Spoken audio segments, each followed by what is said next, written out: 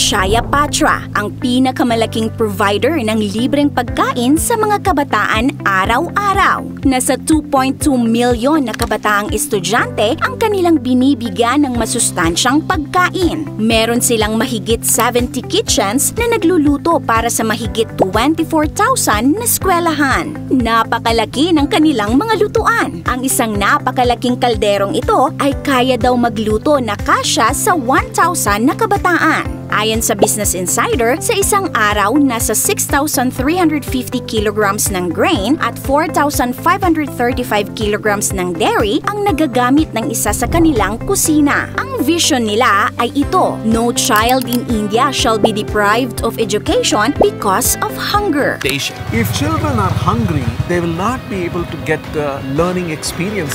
Dahil sa programang ito, marami ng kabataan ang pumapasok sa eskwela at napababa ang dropout rate. Pero imagine, milyon-milyong kabataan ang pinapakain nila araw-araw. Sinisiguro na mainit pa ang pagkain pagdating sa eskwelahan. Paano ba nila ito ginagawa? At saan kaya sila kumukuha ng perang panggastos para dito?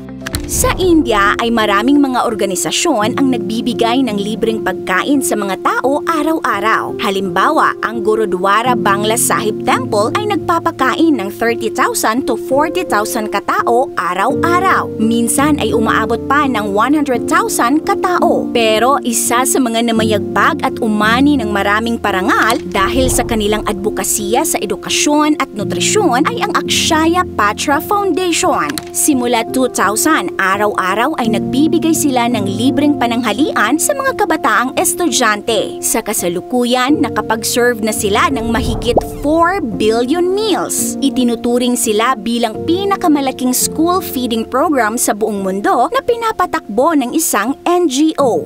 Dahil milyon-milyong kabataan ang pinapakain nila araw-araw, gumagamit sila ng teknolohiya para mapadali ang kanilang paghahanda. Para ma-maintain ang kalinisan, ang mga workers ay nagsusuot ng hairnets, aprons at gloves. Karamihan sa kanilang mga facilities ay merong multi-story vertical kitchens o tinatawag na gravity kitchen na nagtitake advantage sa law of gravity para ma-reduce ang mabibigat na karga at mapabilis ang proseso. Ang kusinang ito ay merong 3 palapag. Sa pinakataas na palapag, dito nililinisan ang mga ingredients, kinakat at inihahanda. Pagkatapos mahugasan at ikat, ibubuhos nila ito sa isang butas na nakakonekta naman sa ilalim na palapag. Hindi na kailangan pang buhatin papunta sa ibang machines. Babagsak ito sa napakalaking kaldero kung saan imimix ang lahat ng ingredients. Pagkaluto ay itatransfer naman ang pagkain sa isang cart.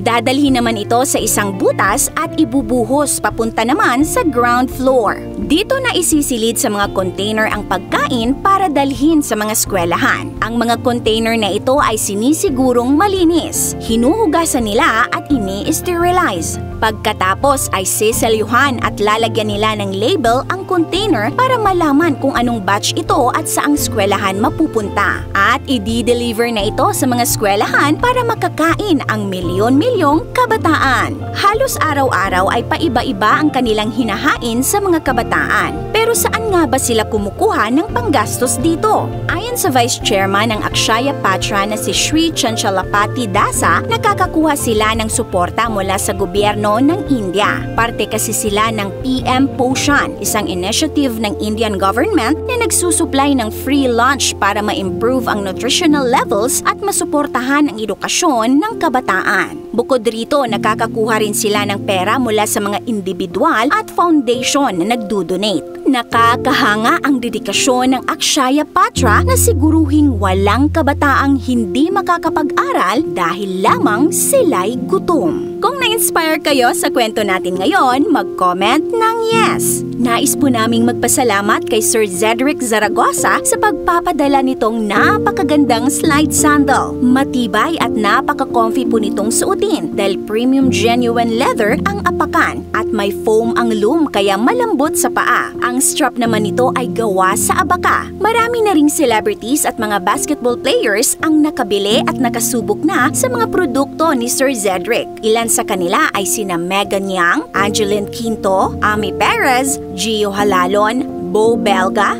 at Mark Baruca. Kaya kung naghahanap po kayo ng sandals and flip-flops na gawang Pinoy, subukan po ninyo ang produkto ni Sir Zedric. At para makita ang ibang mga designs, bisitahin lamang ang page ni Sir Zedric. Maraming salamat mga ka-awesome! This is your Ate O from Our Republic. Hanggang sa muli and stay awesome!